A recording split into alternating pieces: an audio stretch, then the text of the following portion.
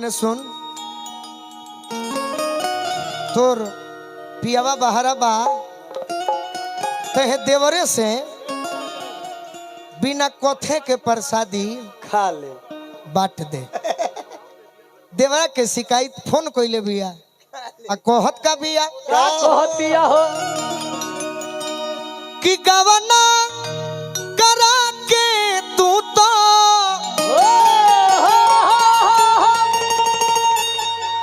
अब गइलो बहरवा ये पिया। तनी तीनों नाच के स्टेज तोड़ दस। अरे गवना करा के तू तो गइलो बहरवा ये पिया।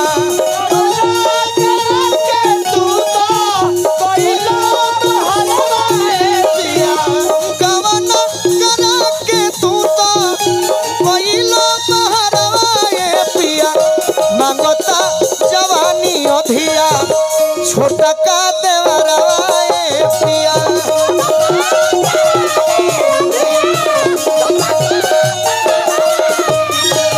मंगता जवानी अधिया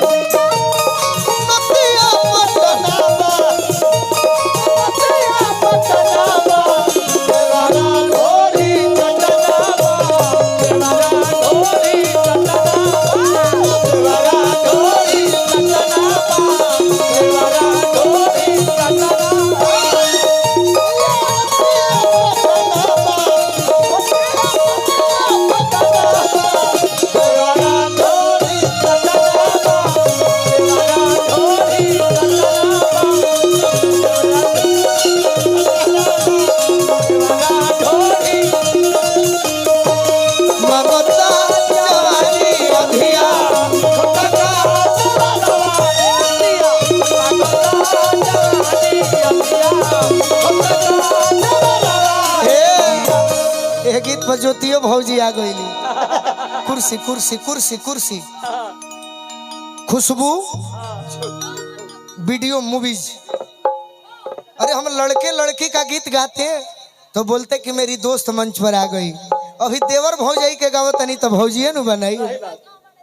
भैया भैया अब कहीं का आई बड़े खुशबू वीडियो खुशबू वीडियो मूवीज मधुदाबाद समस्तीपुर संतोष कुमार संतू जी के ओर से पुरस्कार। कि रोहे घूरिया घर में रहता रे किस के।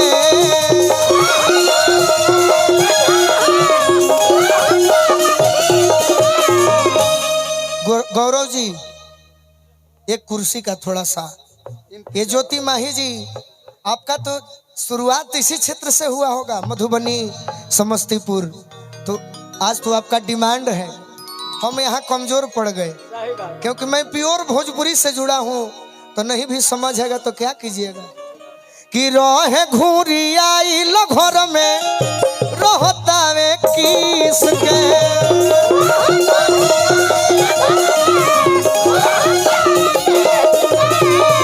कोई देता लाल गल मिस मिस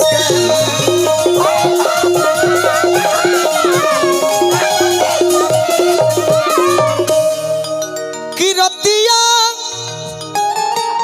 मैं सुती रे जाता आई के बजरवा ए पिया। मंगता जवानी अधिया छोटा का देवरवा ये पिया।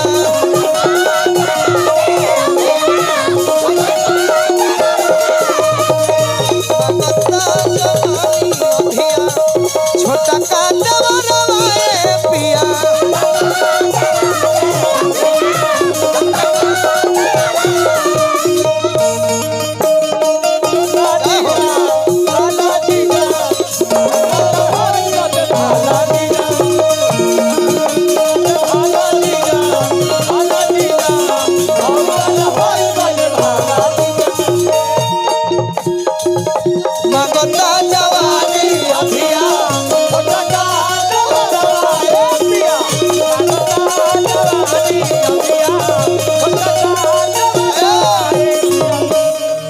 फसावे खातिर कोने तारा बुझाइल है ना कि जखमी जितेंद्र कहियो ना सीता हर थाती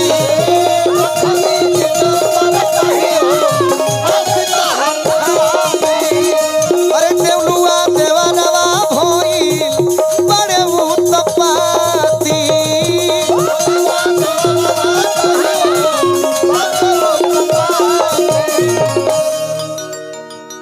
तोहरे ला छोड़ी के आईनी हम नई हरवा ए पिया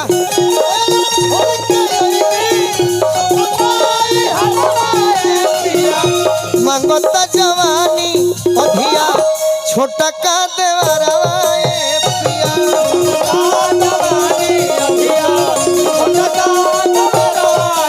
मांगता जवानी अधिया छोटा का देवरवा